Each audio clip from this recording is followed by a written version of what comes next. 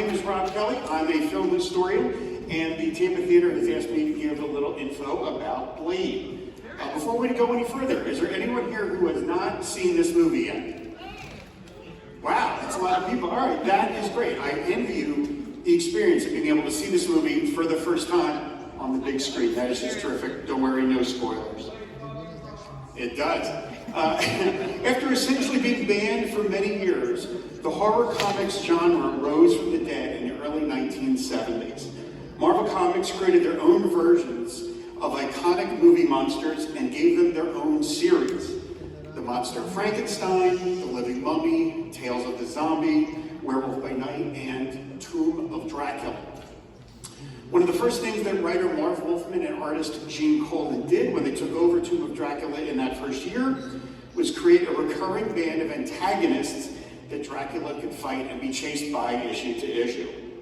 Blade was introduced in Tomb of Dracula number 10, and he was instantly popular with readers. He appeared in the book during its entire 7-year run, and he even got to star in his own series from time to time. In the 1970s, DC Comics had big success getting their characters into movies and television, but Marvel wasn't so lucky.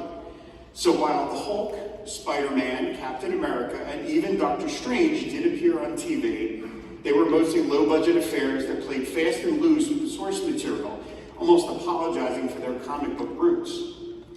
Marvel's desire to get into big-budget movies led them to say yes to almost every offer that came their way. That meant their characters could be portrayed in wildly different ways, with the company having little or no creative control. That often led to disasters like 1986's Howard the Duck and 1990's Captain America.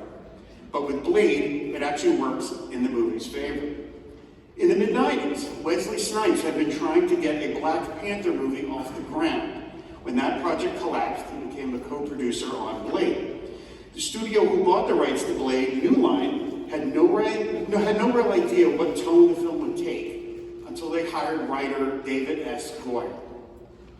Goyer wanted to keep the character true to his bloody genre roots, and he had to fend off some truly bad ideas from the studio. At one point, Blade was going to be a Western. At another point, it was going to be a horror spoof. At another point, the studio even asked if Blade could be a white guy. I don't know, imagine that meeting. What an interesting idea, boss. How about we not do that?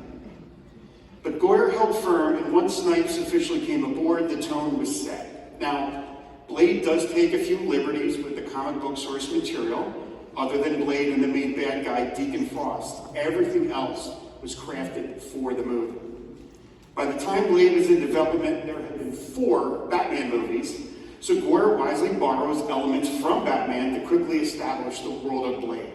Our hero has a cool car, his own Batmobile, a secret hideout, lots of high-tech gadgets, and even an Alfred the Butler type in Chris Christopherson's Whistler character. And Stephen Dorff has said in interviews that his portrayal of Deacon Frost was partly at least inspired by Jack Nicholson as the Joker.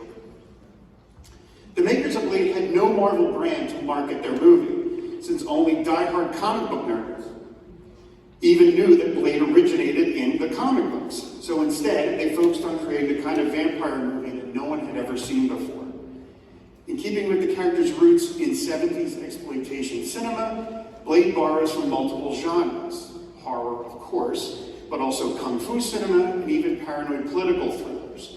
The inclusion of Udo Kier, who played the title role in 1974's Blood for Dracula, I think is a direct nod to that earlier era of movies.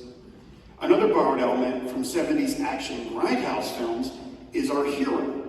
Despite undergoing some catastrophic events in this movie, he pretty much doesn't change. He's a tight-lipped killing machine at the beginning, and that's what he is at the end. Blade is Shaft and Bruce Lee and the notoriously terse Charles Bronson all rolled into one. Also, Goyer and director Stephen Norrington do not include a single piece of religious iconography in this movie. No crosses or holy water.